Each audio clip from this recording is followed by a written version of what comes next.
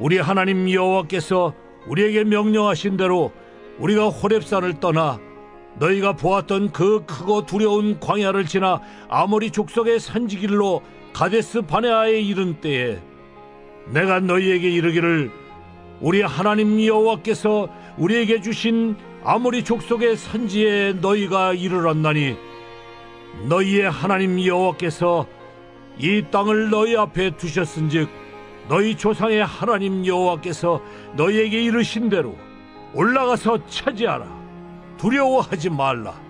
주저하지 말라 한즉 너희가 다 내 앞으로 나와 말하기를 우리가 사람을 우리보다 먼저 보내어 우리를 위하여 그 땅을 정탐하고 어느 길로 올라가야 할 것과 어느 성읍으로 들어가야 할 것을 우리에게 알리게 하자 하기에 내가 그 말을 좋게 여겨 너희 중 각 지파에서 한 사람씩 12를 택하매 그들이 돌이켜 산지에 올라 에스골 골짜기에 이르러 그곳을 정탐하고 그 땅의 열매를 손에 가지고 우리에게로 돌아와서 우리에게 말하여 이르되 우리의 하나님 여호와께서 우리에게 주시는 땅이 좋더라 하였느니라. 그러나 너희가 올라가기를 원하지 아니하고 너희의 하나님 여호와의 명령을 거역하여 장막 중에서 원망하여 이르기를 여호와께서 우리를 미워하심으로 아모리 족속의 손에 넘겨 멸하시려고 우리를 애굽 땅에서 인도하여 내셨도다. 우리가 어디로 가랴? 우리의 형제들이 우리를 낙심하게 하여 말하기를 그 백성은 우리보다 장대하며 그 성읍들은 크고 성곽은 하늘에 닿았으며 우리가 또 거기서 아낙 자손을 보았노라 하는도다 하기로 내가 너희에게 말하기를 그들을 무서워하지 말라. 두려워하지 말라. 너희보다 먼저 가시는 너희의 하나님 여호와께서 애굽에서 너희를 위하여 너희 목전에서 모든 일을 행하신 것 같이 이제도 너희를 위하여 싸우실 것이며 광야에서도 너희가 당하였거니와 사람이 자기의 아들을 낳는 것 같이 너희의 하나님 여호와께서 너희가 걸어온 길에서 너희를 나누사 이곳까지 이르게 하셨느니라 하나 이 일에 너희가 너희의 하나님 여호와를 믿지 아니하였도다. 그는 너희보다 먼저 그 길을 가시며 장막 칠 곳을 찾으시고 밤에는 불로 낮에는 구름으로 너희가 갈 길을 지시하신 자이시니라.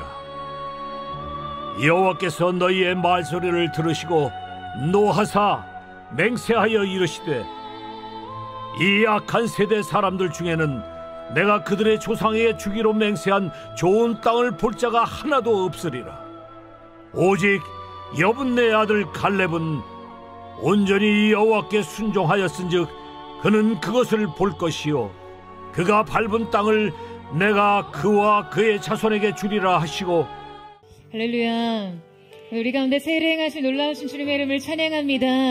우리 그거 놀라우신 하나님 앞에 우리 감사와 찬양과 영광과 존귀의 큰 박수 올려드리며 나아가겠습니다. 아름다우신 주님, 거룩하신 주님, 영광받기 합당하신 주님의 이름을 송축합니다. 할렐루야. 네, 여러분 하나님이 여러분의 기쁨 되시죠? 네, 그럼 좀 웃으면서 박수 하나님 앞에 드리면 참 좋을 것 같아요. 하나님이 좀 웃으면서 쳐주지 않겠니? 이러시지 않을까 싶습니다. 하나님 우리의 기쁨이 되십니다. 우리 다시 한번 우리 주님의 보좌를 높여드리며 우리의 사랑, 우리의 노래, 우리의 전부 되신 주님의 이름을 찬양합니다. 할렐루야. 네, 하나님의 놀라운 내 가운데 한 몸이를 우리 포드의 성도들 한번 바라보시면서요. 오늘 이 시간 영상으로 함께 예배하는 우리 모든 글로벌 포드 식구들을 향해서도 우리 한번 따뜻한 사랑과 격려와 축복의 박수를 서로에게 보내도록 하겠습니다. 주님의 놀라우신 은혜가 우리 모두에게 있게 되기를 주님의 이름으로 축복합니다. 할렐루야. 사랑하는 여러분, 성령 충만하십시오. 말씀 충만하십시오. 오늘 함께 드리는 이 예배를 통해 믿음으로 약속의 성취의 문을 여는 은혜가 있게 되기를 주님의 이름으로 축원합니다. 자, 옆에 사람에게 이렇게 한번 선포하며 축복하며 인사했으면 좋겠는데요. 믿음의 열쇠로 기적의 문을 여십시오. 이렇게 한번 축복하시겠어요? 믿음의 열쇠로 기적의 문을 여십시오.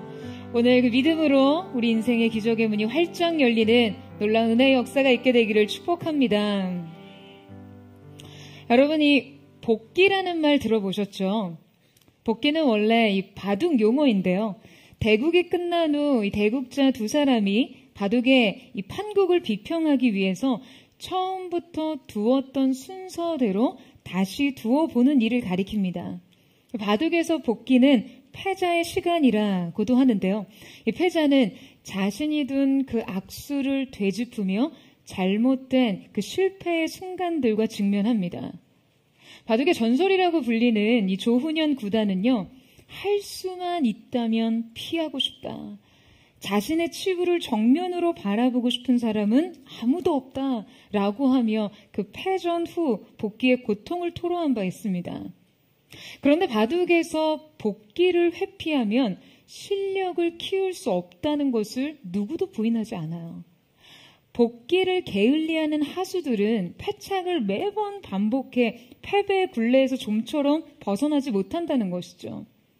그래서 복기는 잘못을 반복하는 잘못으로부터 벗어나는 가장 지혜로운 용기라고 불립니다. 성공한 일을 복기하면 이기는 습관을 만들어주고요. 실패한 일을 복기하면 이기는 준비를 만들어주는 것이죠. 여러분, 우리의 영혼에도 복기가 필요합니다. 아파도 믿음으로 쓰라린 기억을 헤집어내고 직면해야 실패를 반복하지 않아요. 오늘 본문 말씀은 두 번째 가데스 바네아에서 모세가 이스라엘 백성들을 앞에 두고 그들의 실패를 복기하는 장면입니다. 믿음이 없어서 방랑했던 그들 과거의 실수를 반복하지 않도록 지금 모세는 그 백성 안에 있었던 불신앙과 불순종의 모습을 상기시켜주고 있어요. 40년 전 이스라엘 백성은 하나님께서 그들에게 주신 그 약속의 땅을 코앞에 두고 있는 상황이었습니다. 이곳에서 가나안까지는요, 겨우 한 10하룻길 정도밖에 남지 않는 곳이었어요. 그러니까 지금 이곳에선 이스라엘 백성들이 가나안의 입성을 눈앞에 두고 이 약속의 성취가 임박했을 때 여러분, 그들이 느꼈을 어떤 그 흥분과 기대가 얼마나 컸을지를 생각하면 제 심장이 막 두근거려요. 이제 그토록 고대하던 그 약속의 땅으로 진격해 들어갈 일만 남았습니다. 그런데 이때 그들은 바로 가나안으로 진격해 들어가기보다 그 땅을 정탐하기를 요구합니다. 하나님께서는 그들의 요구를 허락하셔서 각 지파별로 12명의 족장들을 뽑아 가나안 땅을 정탐하는데요. 그들은 40일 동안 가나안 땅에 거하며 남방에서부터 북쪽 산지까지 샅샅이 살펴본 후 귀환해 이 모세와 백성들 앞에서 가나안 정탐에 대한 보고를 합니다. 그런데 바로 이때 그들의 현실 보고서는 이스라엘 민족을 생각지도 못한 실패로 이끌어갑니다. 이 일은 하나님이 보시기에 최악의 반역이었어요. 그들은 이 보고를 계기로 약속의 땅을 눈앞에 두고 역사의 시간을 완전히 거꾸로 돌려버리게 됩니다. 이 가나안 정탐의 보고를 기점으로 가나안을 향한 희망찬 행군과 진격의 역사는 정처 없이 유리하는 방황의 역사가 되어버리고요. 광야 1세대는 바로 이 반란을 통해 여호수아와 갈렙을 제외하고서는 모두 약속의 땅에 들어가지 못한 채 광야에서의 생을 마감하게 되죠. 여러분, 고작 10하루길이면 들어갈 가나안 땅을 끝내보지 못하고 광야에서 생을 마감했다는 것이, 여러분, 이거 정말 믿을 수 있는 일입니까? 정말 끔찍하지 않으세요? 저는 정말이지 이 말씀을 대할 때마다 우리의 인생 가운데에서도 이와 같은 비슷한 영적 실패가 있지 않기 위해 늘 두려운 마음을 갖게 됩니다. 오늘 우리는 한 민족의 운명을 완전히 뒤바꿔 놓았던 이 결정적인 실패를 반면교사 삼아 우리의 믿음을 진단하고 우리의 현실을 다시 보기를 원하는데요. 어떻게 그들은 이렇게 참담한 실패를 한 것인지 이 최악의 현실 보고서를 통해 믿음의 오답 체크를 하고자 합니다.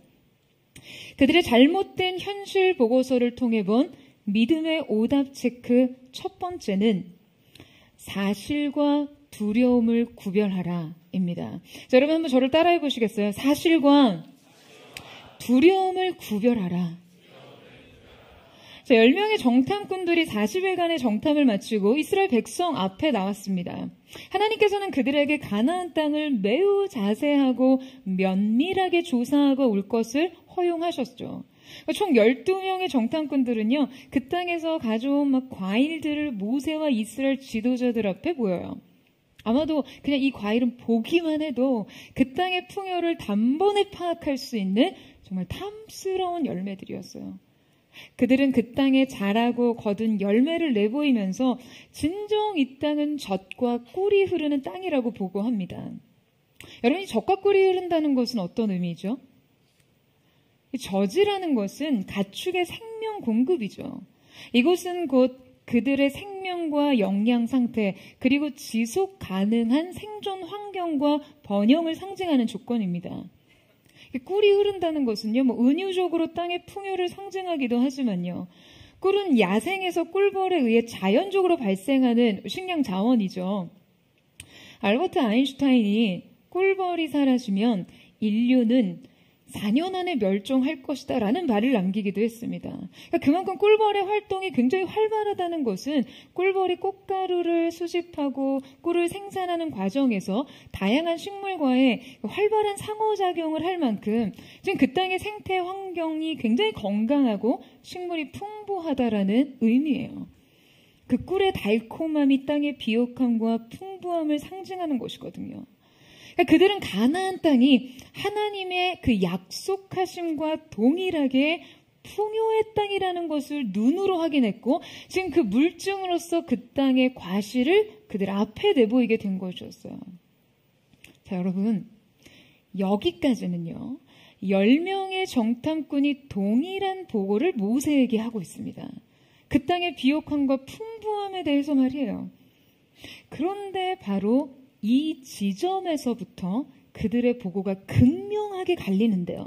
자, 먼저 10명의 정탐꾼의 이야기를 보세요. 우리 민수기 13장 27절에서 28절의 말씀을 같이 읽겠습니다. 시작.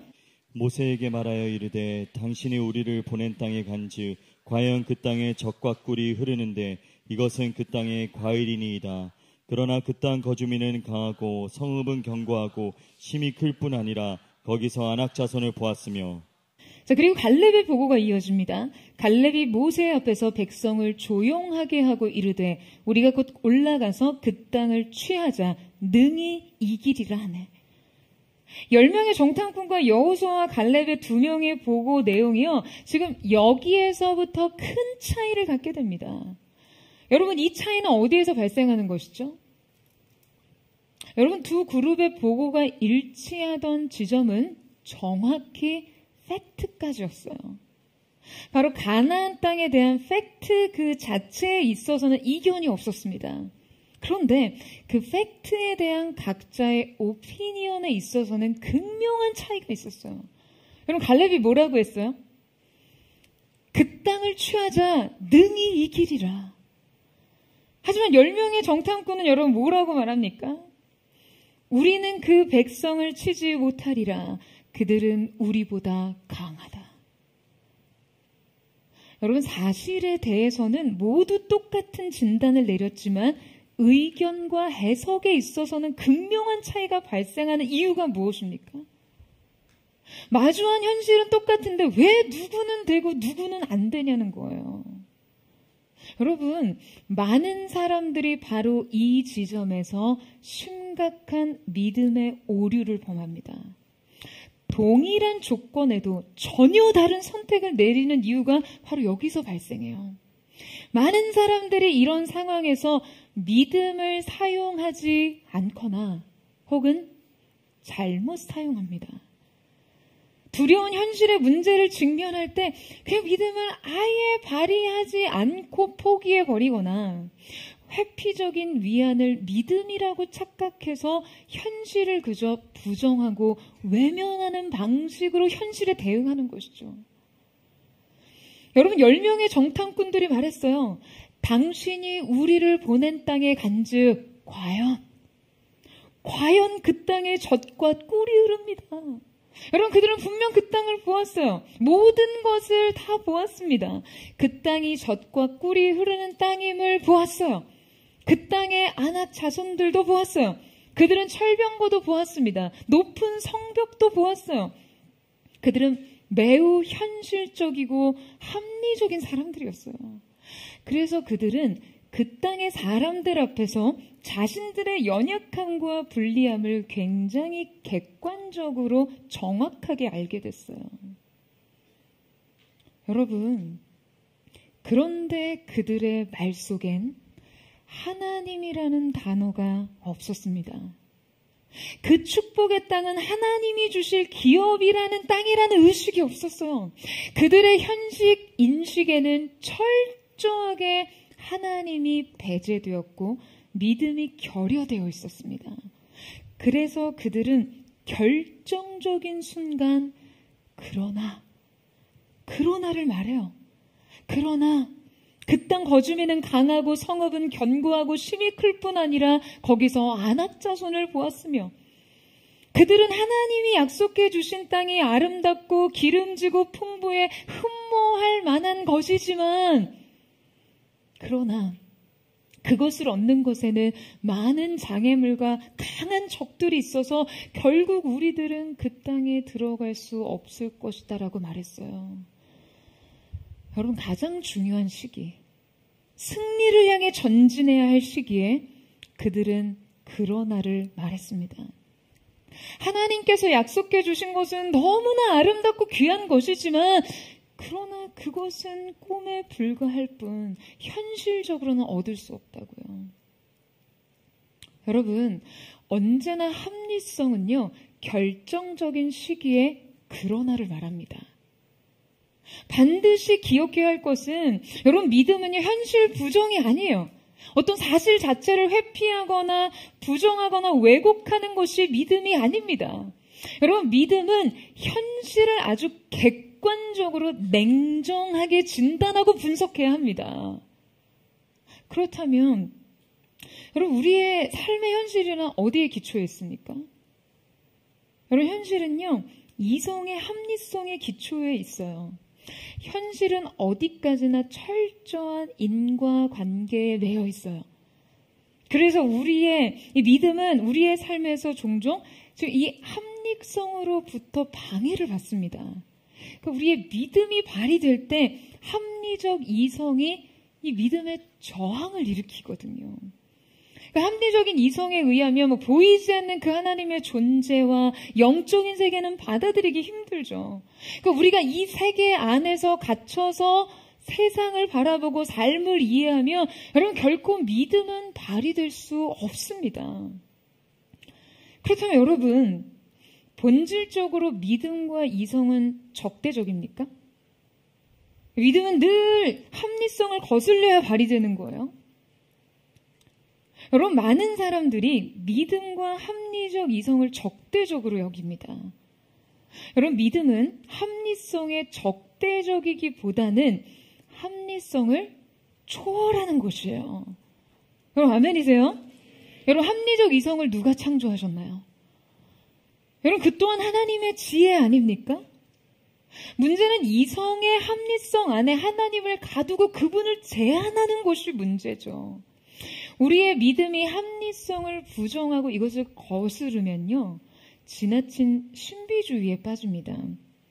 믿음을 요행으로 착각하며 실력과 자격을 갖추려 하지 않고요, 그냥 마땅한 노력과 성실함 없이 그저 마치 주문처럼 믿음의 승리만 외치면 정당한 경쟁과 승부를 회피합니다. 과학과 이성의 공로를 배척하고 부정하면서 치료나 혜택을 거부하기도 하죠. 여러분, 모두 잘못된 믿음이에요.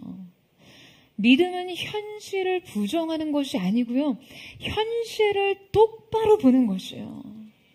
하지만 현실을 똑바로 보되 그 너머까지 다 보는 것입니다.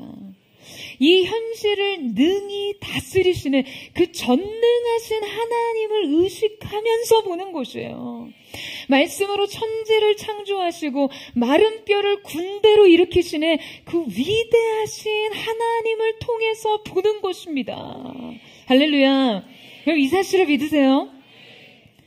많은 사람들이 현실을 직면하면서 두려움을 느낄 때 믿음이 발휘되기 힘들어지면요, 그냥 현실 자체를 잡고 회피하려고 합니다.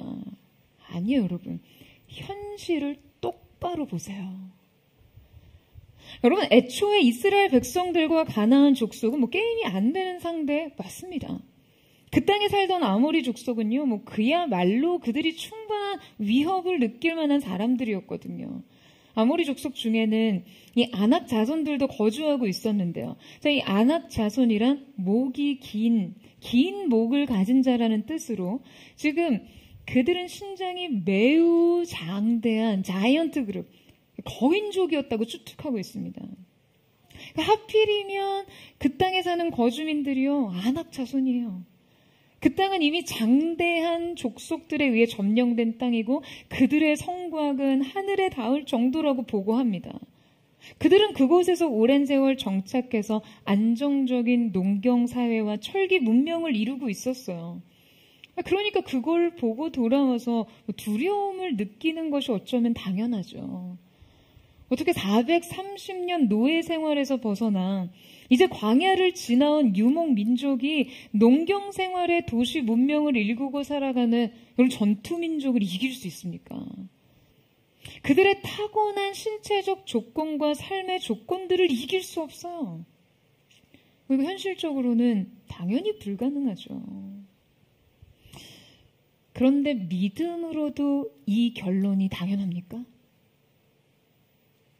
합리적 이성으로는 그렇죠. 객관적인 현실로는 그렇습니다. 그런데 합리적 이성과 현실 세계를 초월하시는 하나님에게도 여러분 이 결론이 당연하냐는 거예요. 왜 자꾸 하나님이 안 된다고 하지 않으셨는데 안 된다라고 생각하는 겁니까? 하나님께서 최종 승인을 안 하셨는데 왜 자꾸 결론부터 내시냐고요.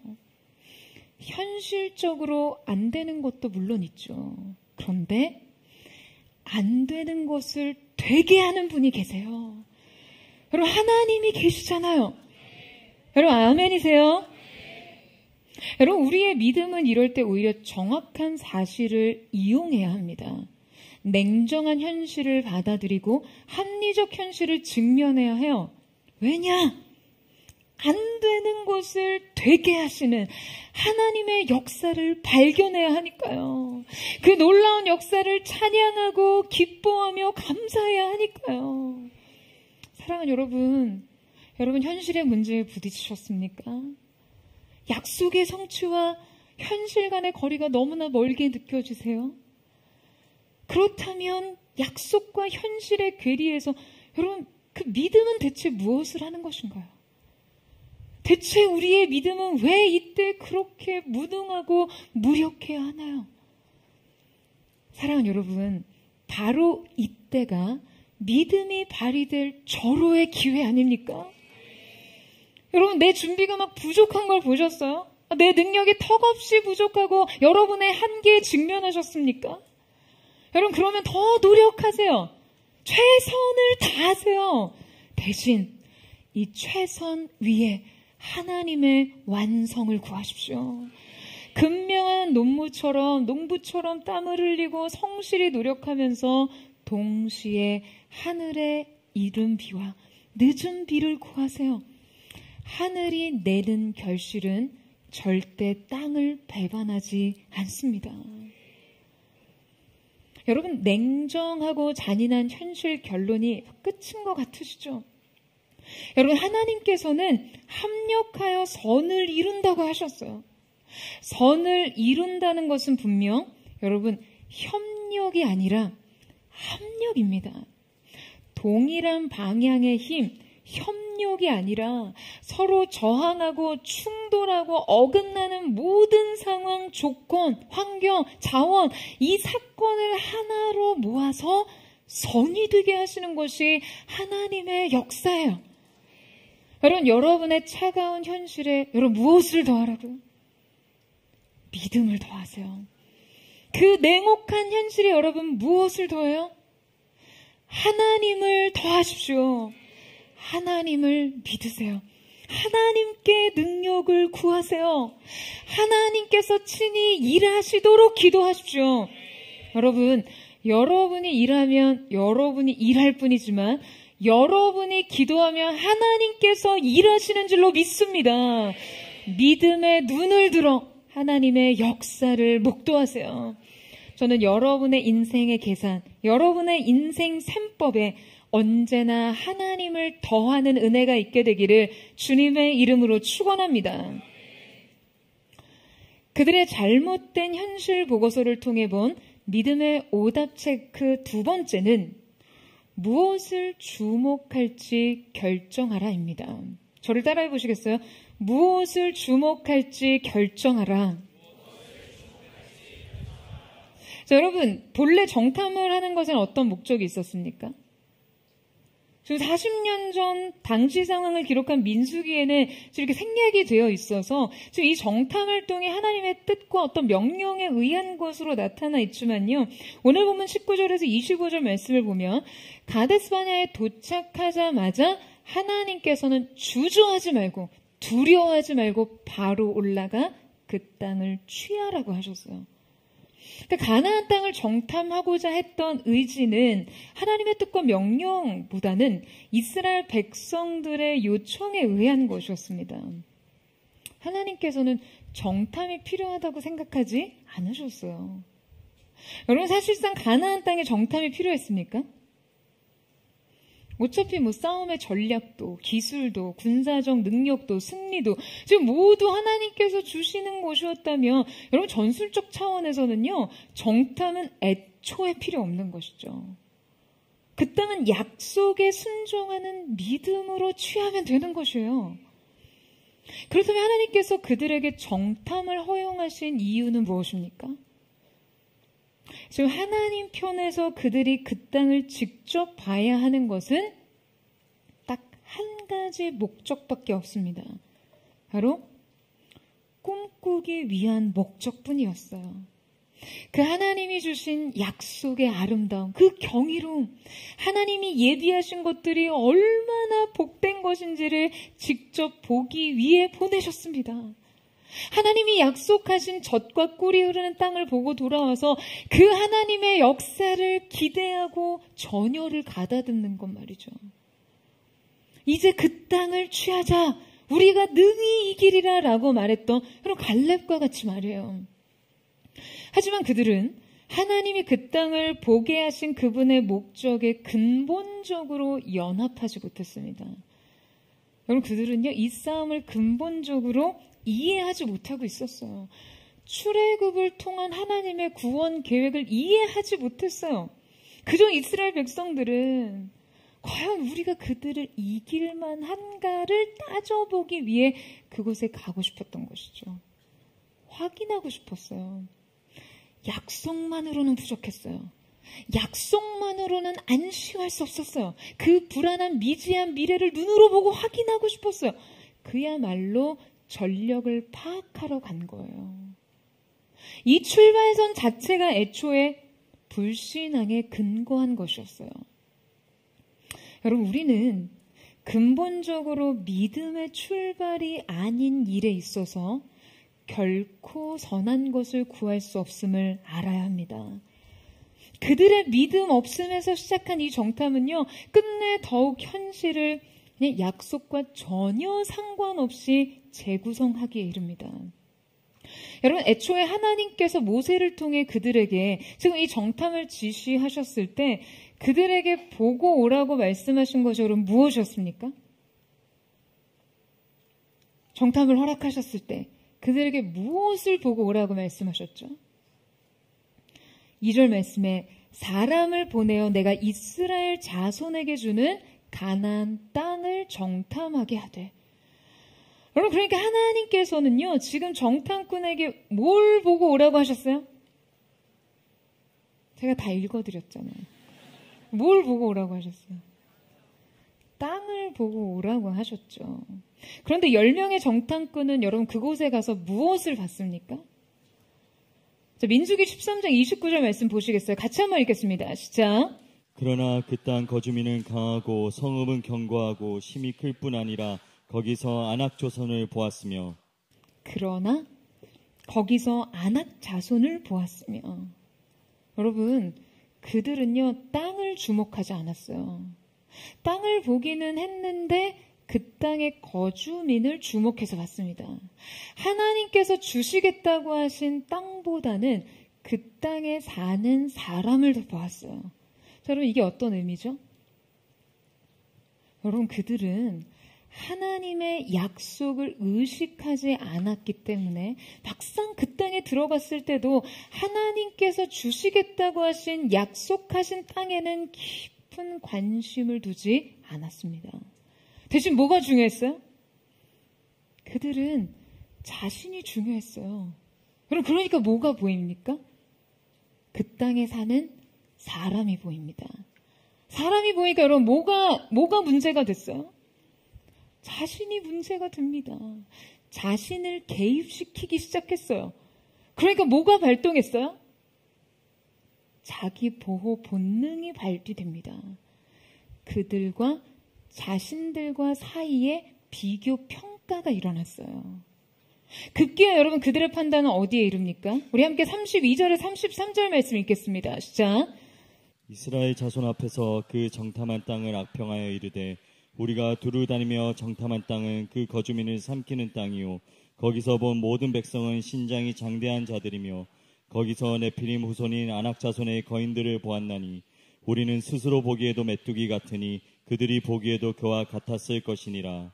자, 그들은 말합니다. 우리는 스스로 보기에도 메뚜기 같으니 그들이 보기에도 그와 같았을 것이니라. 여러분 이게 얼마나 초라한 자기평가입니까? 여러분 이거 얼마나 비참한 현실 진단입니까?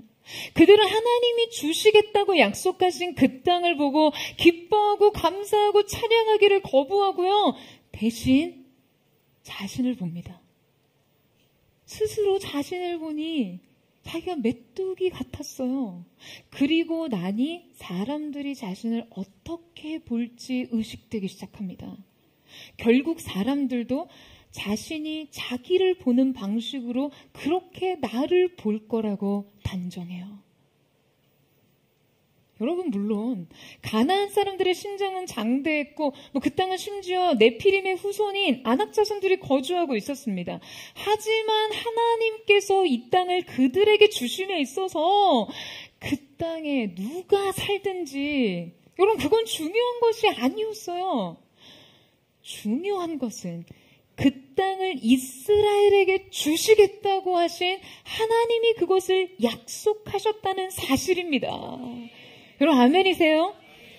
그들과 이스라엘의 비교는 전혀 불필요한 것입니다. 하지만 그들은 스스로 그들과 자신을 비교 평가해요. 하나님 안에서 자신을 보지 못했어요. 약속 안에서 자신을 세우지 못했어요. 여러분 이것이 바로 그들의 오답 도출 과정입니다. 여러분 우리가 현실적인 문제를 풀어갈 때 결국 우리를 진짜 넘어지게 하는 것은요. 생각지도 못한 오류 때문이에요. 볼 것을 보지 못하고 보지 않아야 할 것을 주목하는 데서 온 것이죠. 여러분 하나님께서 여러분의 인생에 이루겠다고 하신 그 일, 그 약속을 믿으십니까? 정말 아멘이세요?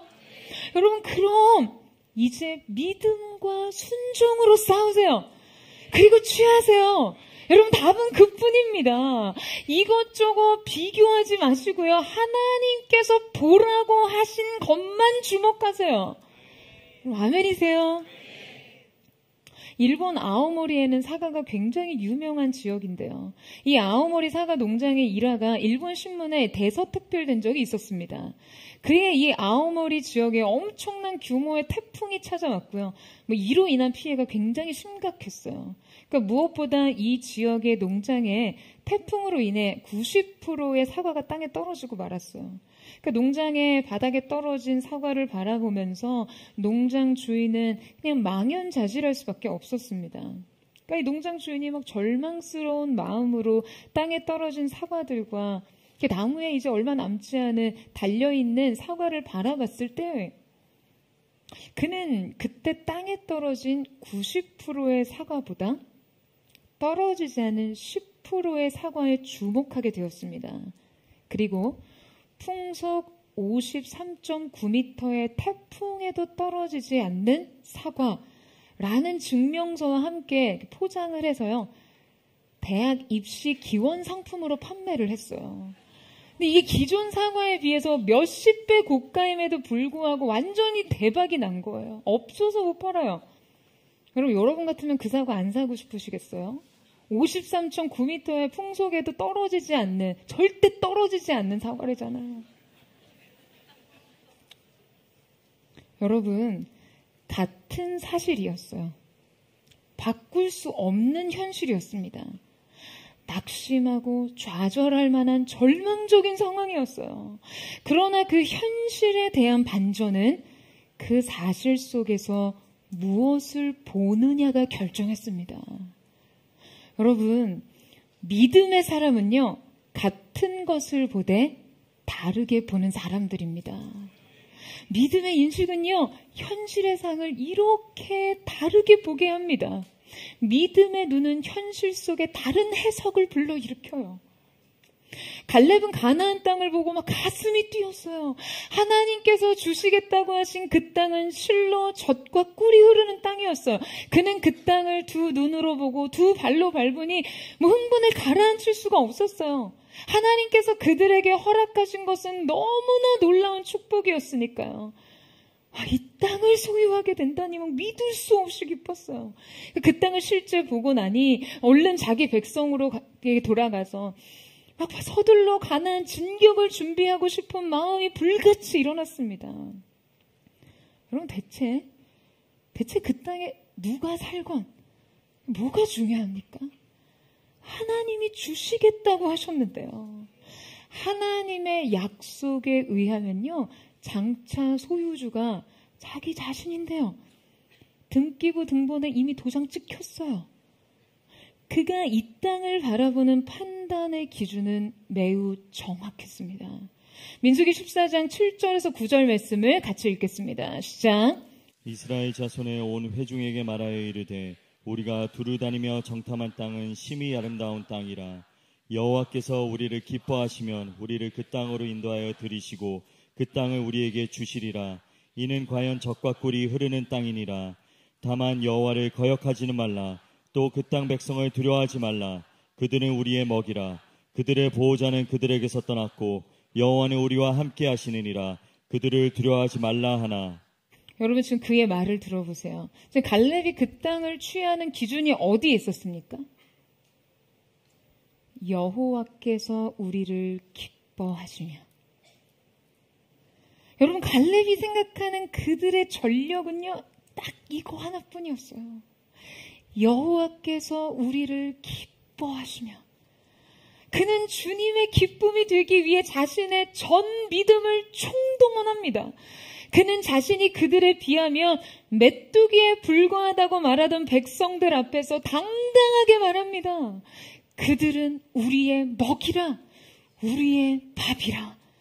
여러분, 이거 얼마나 극명하게 다른 현실 판단입니까?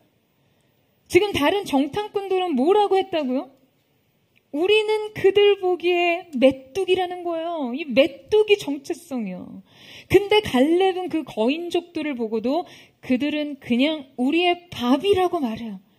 그가 이 현실 인식이 너무 부족하고 합리적 지능이 좀 너무 떨어지고 그래서 분별력이 너무 없어서 여러분 이런 말을 하는 게 아니에요. 그게 너무 앞뒤가 없는 사람이라 그냥 막 무대뽀로 그냥 싸우자 이기자 하는 것이 아니라는 거예요. 여러분, 왜요? 그들의 보호자는 떠났고 우리에게는 여호와 하나님이 계시기 때문에. 여러분, 갈렙은요 그들을 못 본 것이 아닙니다. 안 본 것이 아니에요. 보았습니다. 그렇지만 문제될 것이 없었어요. 왜? 하나님께서 계시기 때문에, 그분의 약속이 그들과 함께 하시기 때문에 그들에게는 없는 우리의 보호자 여호와 하나님이 우리와 함께 하시기에 그래서 두려워하지 않습니다. 여러분, 저는 이 믿음에서 정말 희열을 느껴요. 저도 정말 이 믿음을 하나님 앞에 드리기를 원해요. 사랑하는 포도의 성도들이 주님 앞에 이 믿음 드리기를 사모합니다. 여러분, 하나님의 기쁨이 되세요. 믿음이 없으면 하나님을 기쁘시게 하지 못한다고 했어요. 여러분, 모든 일에 믿음을 총동원하십시오. 여러분, 우리의 삶의 어떤 선택은요, 결국 양자택일의 문제입니다. 하나님을 향하여 믿음이냐, 불신이냐, 세상을 향하여 신본주의냐, 인본주의냐, 삶의 문제에 대하여 순종이냐, 불순종이냐, 결국 이 양자택일적 문제에 직면할 수밖에 없습니다. 사랑하는 여러분, 결정하세요. 하나님을 선택하십시오. 믿음을 택하세요. 하나님 편에서 현실을 보세요. 여러분, 언제나 믿음을 통해 문제를 보시기를 축원합니다. 저는 이 남다른 믿음이 저와 포도의 성도들의 것이 되기를 주님의 이름으로 축원합니다. 문제를 통해, 현실을 통해 하나님을 보는 것이 아니라 하나님을 통해 문제를 보고 현실을 진단하는 저와 여러분 되시기를 주님의 이름으로 축복합니다. 그들의 잘못된 현실 보고서를 통해 본 믿음의 오답 체크 마지막 세 번째는 내 안에 광야를 경계하라 입니다. 저를 따라해 보시겠어요? 내 안에 광야를 경계하라. 여러분, 그들의 40일 동안의 잘못된 정탐은요, 그들의 40년의 광야 생활을 결정지었습니다. 그들은 이 일로 인해 불과 10하루끼리면 당도할 일이었던 이 가나안 입성을 뒤로하고 광야에서 38년간을 방황하며 유리하게 됩니다. 민수기 14장 1절 3절 말씀을 보면 처음 믿음이 아니라 불신을 택했던 것은 지금 고작 10명의 정탐꾼이었어요. 10명의 불신앙은 백성의 지도자들에게 금세 전이가 됐고 급기야 그들은 소리를 높여 부르짖자 끝내 이스라엘 전 백성이요. 여러분, 밤이 새도록 통곡했다라고 기록되어 있습니다. 정탐꾼의 보고를 들은 회중의 영향력이 백성으로 확대된 것이죠. 정탐꾼의 잘못된 보고는 이스라엘의 온 백성을 향해 그냥 이 수적으로 걷잡을 수 없이 확대됐습니다. 뿐만 아니라 그들의 불신은 외적으로 확대됐을 뿐만 아니라 그들 내면에도 더욱 깊이 뿌리를 내리고 그들의 의식을 장악했어요. 그들은 모세와 아론에게 그냥 이 광야에서 죽었으면 좋았을 것이라고 불평하며 막 지도자들에게 원망합니다. 여러분, 그리고 또 뭐라고 말하고 있죠? 어찌하여 여호와가 우리를 그 땅으로 인도하여 칼에 쓰러지게 하려 하는가? 애굽으로 차라리 돌아가는 것이 낫다라고 말하고 있습니다. 여러분, 급기야 그들은요, 하나님의 출애굽 목적을 완전히 곡해하기에 이릅니다. 노예 생활로 고통 가운데 신음하던 그들을 놀라운 기사와 이적으로 이끌어내셔서 지금 그들이 수고하고 일구고 가꾸지도 않은 땅 가나안을 주시겠다고 약속하신 하나님께 지금 여러분 그들이 하는 말 들어보세요. 지금 이 사건을 동일하게 기록하고 있는 오늘 본문 27절 말씀에 보면요. 장막 중에서 원망하여 이르기를 여호와께서 우리를 미워하심으로 아모리 족속의 손에 넘겨 멸하려고 우리를 애굽 땅에서 인도하여 내셨도다 라고 기록해요. 지금 그들이 장막 중에서 원망하였다고 하는 이 장막은 보통 하나님을 예배하는 성막을 가리킵니다. 그러니까 지금 그들이요, 하나님의 그 거룩한 임재가 머무는 곳 안에서도 하나님을 원망한 것이죠. 여기서 미워함으로에 사용된 히샤네라는 말은 언약을 거부하는 것에 대해 사용하는 용어입니다. 자, 그러니까 그들의 불신은 단지 어떤 현실에 대한 불안과 두려움에 그친 것이 아니라 적극적으로 하나님을 원망하고 그분의 선한 구원의 계획을 부정하고 급기야 그분의 언약을 거부하는 데까지 나아가게 한 것이죠. 그들은 지금 그들 자기 내면 안에 존재하던 그 언약에 대한 근본적인 불신, 자기 중심적 원망, 이기심에 기초한 불평, 근시안적인 믿음, 조급함과 좁은 세계로 하나님을 투영하여 보았습니다. 그래서 끝내 하나님의 구원까지도 지금 자신들을 향한 저주와 멸망의 시나리오로 재해석하게 된 거예요. 여러분, 이 반역은요, 하나님을 향한 이스라엘의 불신이 얼마나 패역한 것인지를 드러냅니다. 그들의 인본주의적인 역사관과 인간적 판단에서 시작된 현실 보고가 지금 하나님 앞에서 얼마나 큰 반역이 되었는지 말이죠. 여러분, 우리도 그럴 때 있잖아요. 우리 안에 통제되지 않는 두려움과 불안, 불평과 원망이 그냥 걷잡을 수 없이 커져버려서 내 인생을 향한 하나님의 구원과 사랑, 그분의 은혜와 섭리를요, 그냥 송두리째 오해하는 것 말이죠. 우리는 종종 과장된 비관론에 빠져요. 굉장히 과장된 비관론으로 문제를 확대해서 보고 하나님을 원망하기에 이릅니다. 그냥 자기 삶을 악평해요. 자기 불행을 막 과장해요. 여러분, 이 믿음 없는 판단이 실패의 결정적 계기가 될 수 있다는 것을 주의하셔야 합니다. 여러분의 관점을 통제하시고 불평을 금하세요. 여러분, 하나님께서는요, 그들의 이 원망을 모두 다 들으셨어요. 여러분, 이거 얼마나 두려운 일입니까? 34절에 35절 보시겠어요? 같이 읽겠습니다. 시작. 여호와께서 너희의 말소리를 들으시고 노하사 맹세하여 이르시되 이 악한 세대 사람들 중에는 내가 그들의 조상에게 주기로 맹세한 좋은 땅을 볼 자가 하나도 없으리라.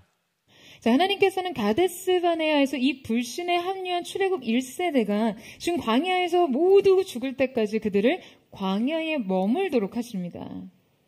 여러분, 우리는 200만 명에 이른 한 민족이요. 보수적인 숫자예요. 더 많은 600만 명 정도에 이른 한 민족이 고작 10명의 정탐꾼의 잘못된 현실 보고 때문에 참담하게 실패했다는 사실에 놀라움을 금할 수 없습니다.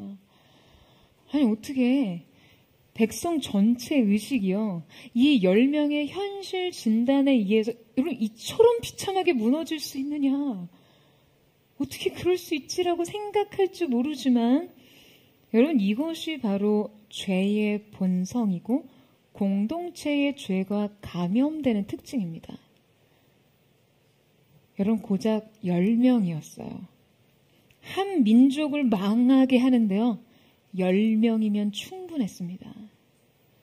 그러니까 여러분, 교회도 한 명이 중요합니다. 여러분, 아멘이세요? 여러분, 한 명 한 명의 관점이 공동체의 운명을 결정할 수 있는 거예요. 한 명의 리포트가 공동체의 관점을 좌우할 수 있고요. 한 명의 믿음 없음이 공동체의 실패를 야기할 수 있는 것입니다.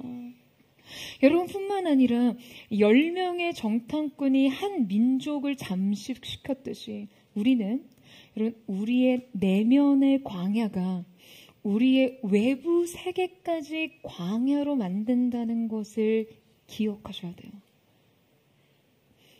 여러분, 광야는요, 그들 안에 있었습니다. 그들 안에 이미 불신과 교만과 자기 중심성으로 사막화되어 있었어요. 사랑을 미움으로 해석할 만큼, 구원을 멸망으로 해석할 만큼, 약속을 저주로 해석할 만큼, 그리고 이 내적인 광야는요, 자기 외부 세계로 확장됐습니다. 결국엔 자기의 전 삶을 광야로 만들었어요. 광야의 방황이, 이 광야의 방향이 그들 인생의 마침이 되어 버리도록 만들어 버린 것이죠. 사랑하는 여러분, 여러분 안의 광야를 경계하세요.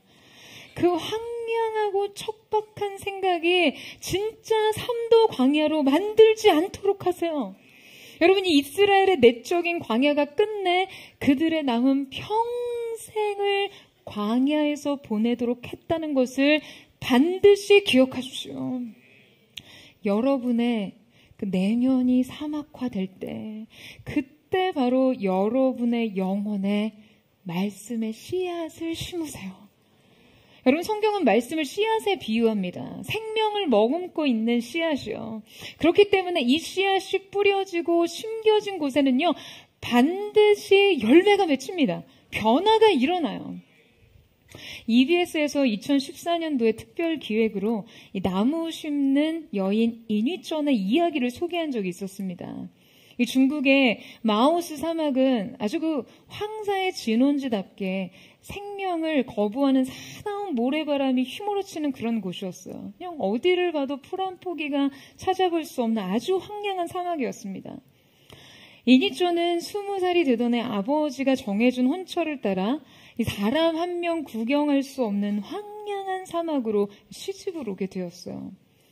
사막에 남겨진 지 40일째. 그렇게 외로움에 눈물 지새우던 어느 날 저 모래 언덕 끝으로 보이는 누군가가 남긴 사람 발자국을 발견하게 됩니다.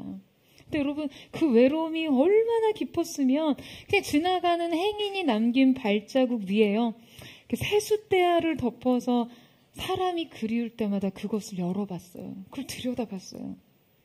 그러나 사막의 모래바람은 그마저도 앗아가고 말았죠. 그때부터 이니초는 발자국이 머물고 간 그 사막 한가운데 나무를 심기 시작합니다. 그 황량한 땅에서 호흡할 수 있는 생명이 너무나 절실했기 때문에 사막 한가운데 생명력 넘치는 숲을 일구고자 결심하게 된 것이죠. 눈물의 여인은 그때부터 서서히 사막을 다스려가기 시작했어요. 매일 19km가 넘는 거리를 오가면서 그 사막의 거친 모래바람이 핥히고 지나간 자리에 어린 모욕을 심고 풀씨들을 뿌렸습니다. 하루 40번 물지개를 지고 짊어진 끝에 살아남은 어린 나무를 보면서 그렇게 20년의 시간을 살았어요. 매일매일을요. 뿌리에 뿌려진 씨에 물을 주고 벌레를 잡고 그 먼 길을 오가면서 말이죠. 그렇게 나무는 숲이 되고 숲은 길이 되어서 중국 마오스 사막의 10분의 1, 우리나라 여의도 면적의 약 10배가 되는 모래 사막 위에 80만 그루의 나무가 울창한 숲을 이루게 됩니다. 그 길 끝으로 그리운 사람들이 찾아왔고요. 더불어 함께 나무를 심기 시작하죠. 그러면서 이니전이 그런 말을 해요. 이곳에서는 울어야 할 이유만 있는 줄 알았는데 살아야 할 이유도 있었습니다. 그리고 사막을 피해서 돌아가서는 숲으로 갈 수 없다는 것을 알았습니다. 사막에 나무를 심었더니 그것이 바로 숲으로 가는 길이었습니다. 저는 이 다큐를 보고 굉장히 참 깊은 감동을 받았어요. 황량한 사막이 숲이 되기까지 울어야 할 이유만 있는 줄 알았던 곳을 살아야 할 이유가 있는 곳으로 만들었던 것은 여러분 무엇입니까? 사람 발자국이 대야를 덮어 모을 만큼 사무치게 외로웠던 그 사막에 그리운 사람들이 찾아오게 만들었던 것은요, 이 여인의 매일의 시간이 포기하지 않고 심고 뿌렸던 씨앗들 때문이었어요. 여러분, 자신의 외부 세계 그냥 전체가 그냥 오로지 척박한 사막밖에 없었던 이 한 여인이 한 그루의 나무를 심기로 작정했을 때 그녀의 삶에 생명의 사건은 시작됐습니다. 결국 그녀 안에, 마음 안에 있던 생명에 대한 그 강렬한 갈망이 모래 사막 위에 80만 그루의 나무 숲을 이루게 한 것이죠. 반면에 이스라엘이 자신의 남은 전생애를 지금 약속의 땅이 아닌 메마르고 촉박한 광야에서 보낼 수밖에 없었던 것은요, 지금 그들 내면의 이식불이, 여러분, 이 생명나무가 없었기 때문이에요. 사랑하는 여러분, 40년의 광야의 방황이 여러분의 인생이 되지 않도록 하십시오. 여러분의 내면이 사막화되지 않도록. 여러분, 어떠한 상황 속에서도 영혼의 말씀의 씨앗을 심으세요. 생명의 씨앗을 심으십시오. 여러분, 그 씨앗이 여러분의 인생 속에 그리스도의 푸르른 숲, 푸르른 계절을 도래하게 할 줄로 믿습니다. 그 말씀이 믿음과 순종으로 발화해 여러분의 인생에 약속의 땅, 하나님의 성취로 이끌어가기를 주님의 이름으로 축원합니다.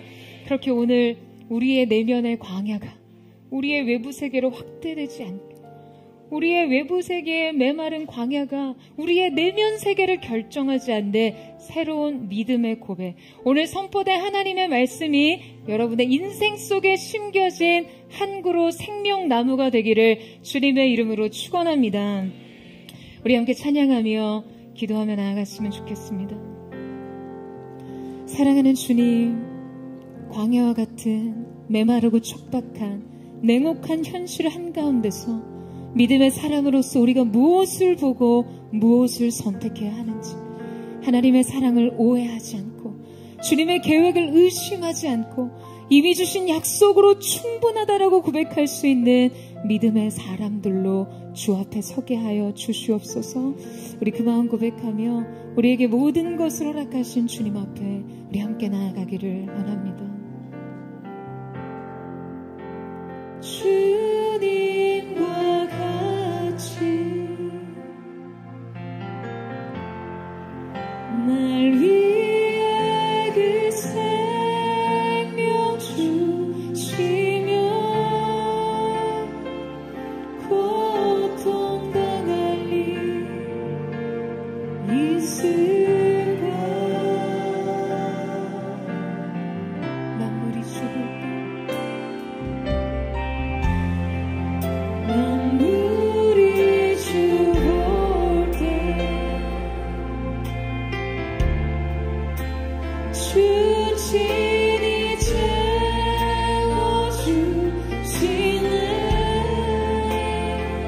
다 갚을 수 없는 그 신은혜,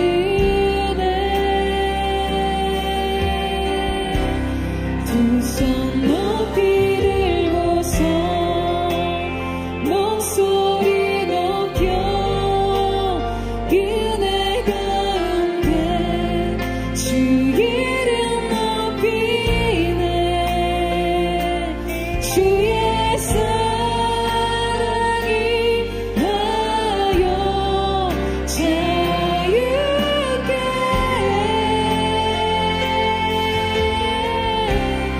오직 주의 말씀과 주의 십자가, 그의 보혈과 진실함을 지혜 나를 새롭게 하신 주의 능력. 우리 함께 고백하며 나아갑니다. 주님과 같이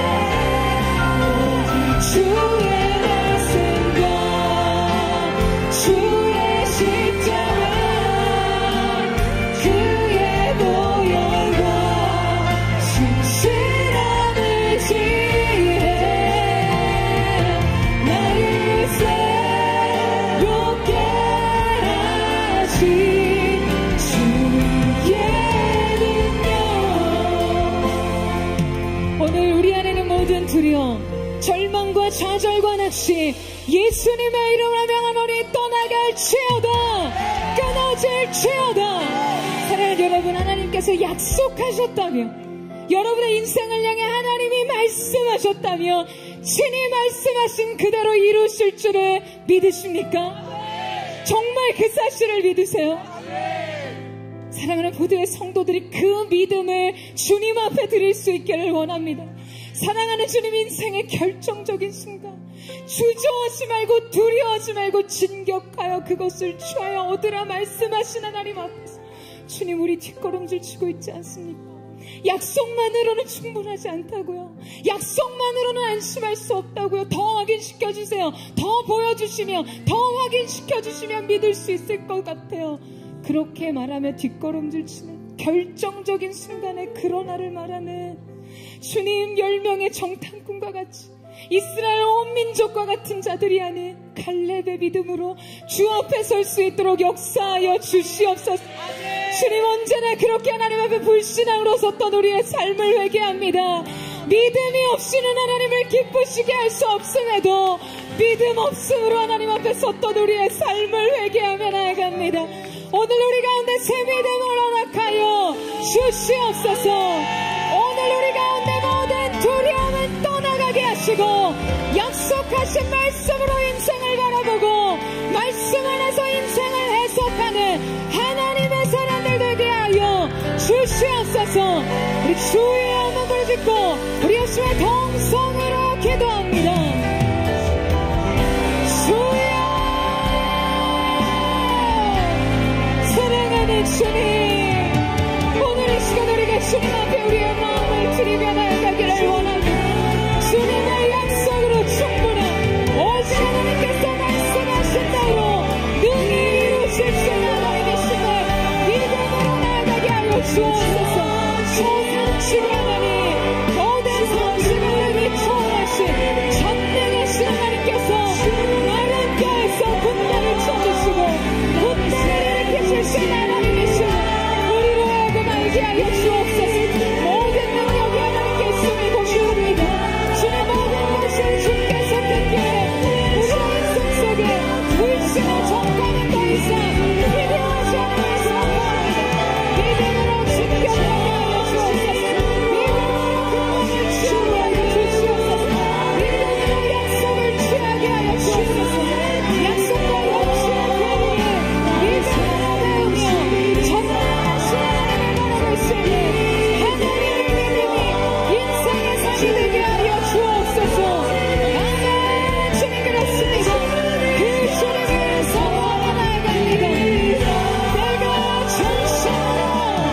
내가 전심으로 주 얼굴 구하리니 주님의 뜻대로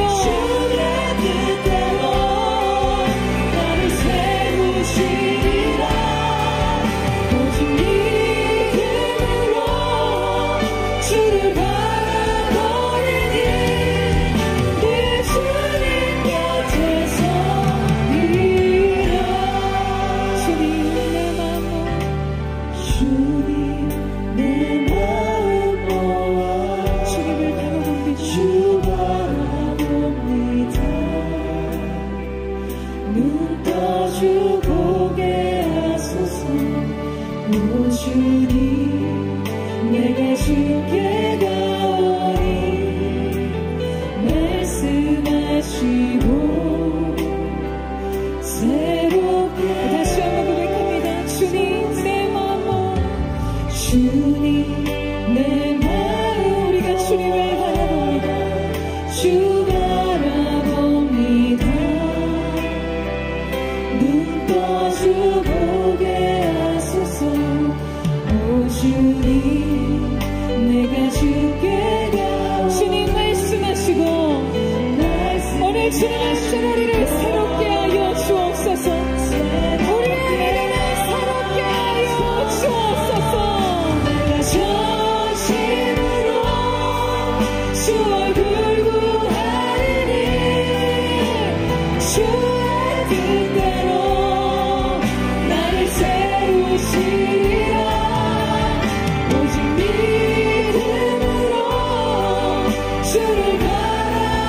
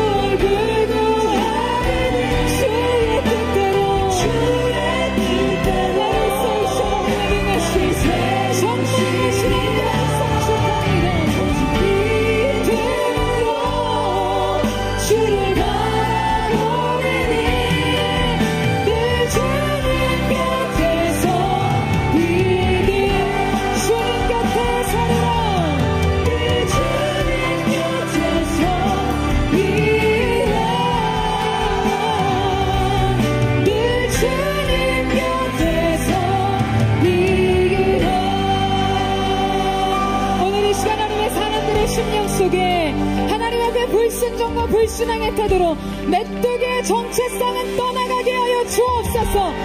꼬리채 뽑혀지게 하여 주시옵소서. 거룩하신 주님을 믿는 믿음 안에서 이들의 인생의 승리가 약속되게 하여 주시옵소서. 사랑하는 여러분, 오늘 여러분 인생에 무엇에 주목할지를 결정하세요. 하나님이 주신 약속, 그 약속을 주신 하나님의 얼굴만을 구하는 인생 되기를 예수님의 이름으로 축원합니다. 중요한 것은 그 땅에 누가 있는지. 여러분 왜 세상과 경쟁하세요? 왜 사람들과 경쟁하시나? 여러분에게 하나님 주신 약속과 꿈이 있다며 그 꿈을 주신 하나님을 바라보고 주저함 없이 두려움 없이 전진 또 전진하는 것입니다. 믿음으로 이 모든 것을 압도하는 거예요. 사랑하는 여러분, 그렇게 여러분이 주님 바라볼 때 하나님을 통해 본 인생 현실은 전혀 다른 해석으로 여러분의 인생에게 말할 것입니다. 전혀 다른 메시지를 여러분의 심중 가운데 새길 거예요.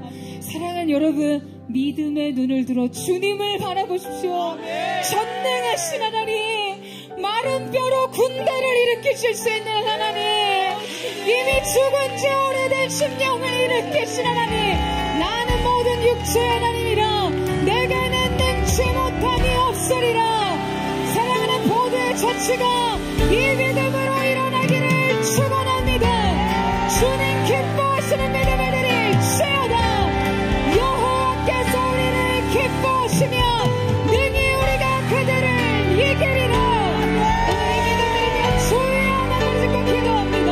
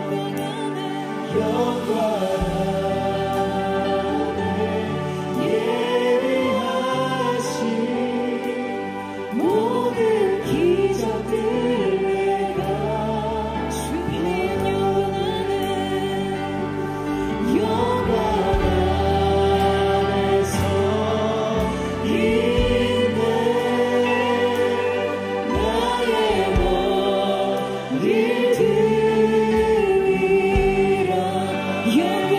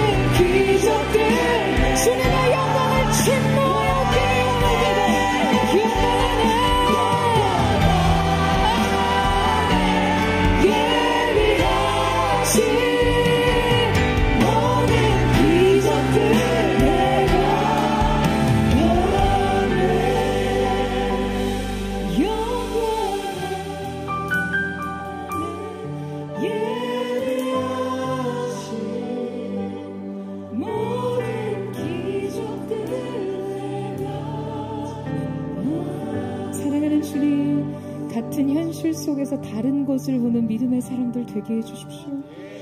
갈렙의 기준은 한 가지였습니다. 이 약속이 이루어질 수 있는지, 과연 능히 친히 하나님께서 그 약속을 이루시는지에 대한 여부 한 가지는 군사적 전술도 군사적 기량도 다른 자원과 능력과 지혜도 아닌 여호와께서 우리를 기뻐하신다면, 여러분, 인생의 성취 앞에서 우리가 점검해야 될 한 가지는 내 인생이 진정 하나님의 기쁨이 되고 있는지, 내가 그분의 뜻을 향하고 있는지, 그분의 영광을 위해 나의 삶을 드리고자 하는 중심이 있는지를 주님 보십니다.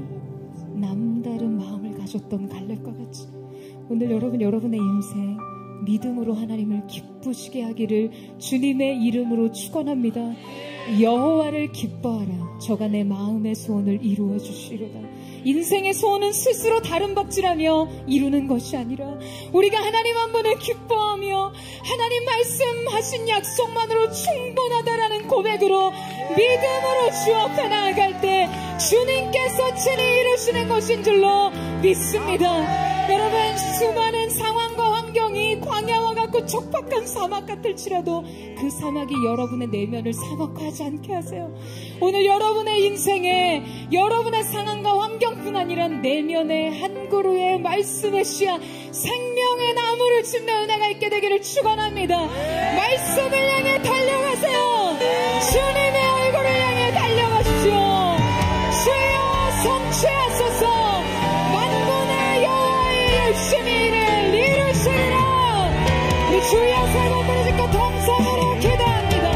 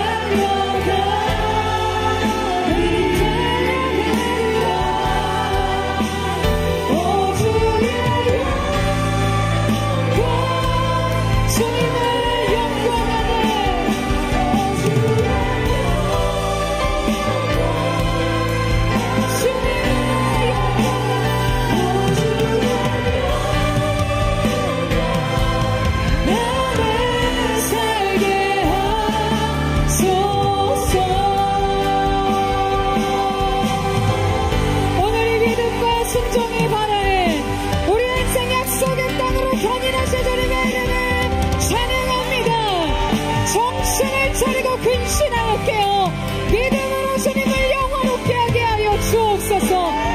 믿음으로 하나님의 기쁘시게 하는 인생 되게 하여 주시옵소서. 그렇게 우리를 통해 큰 일을 행하신 주님, 약속을 성취하신 우리 하나님의 이름을 찬양하며 감사드리며 살아계신 예수님의 이름으로 기도드립니다.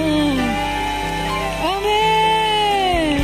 우리 위대하신 주님, 우리를 위해 일하시는 주님, 약속의 성취자가 되신 주님의 이름을 찬양합니다.